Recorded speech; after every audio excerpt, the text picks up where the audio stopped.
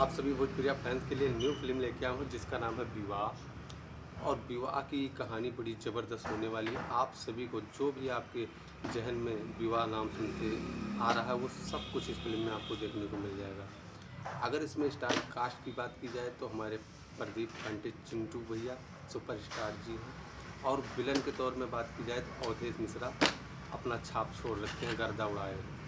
और यह एक फिल्म वार और विवाह संबंधित फिल्म है। आप लोग इस फिल्म को देखना बिल्कुल भी ना भूलिएगा।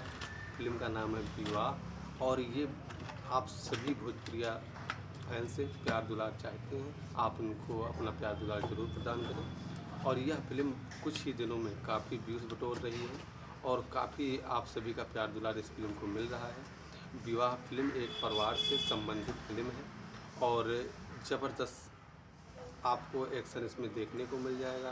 पारिवारिक फिल्म है और अच्छा इमोशन ड्रामा फिल्म होने वाली है। आप लोग देखना बिल्कुल भी नहीं भूलिए विवाह। और इसमें हमारी स्टार कास्ट के रूप में है प्रदीप पांडे, चिंटू भैया जी सुपरस्टार। आप लोग इस फिल्म को देखना बिल्कुल भी नहीं भूलिएगा। जय भोजपुरी।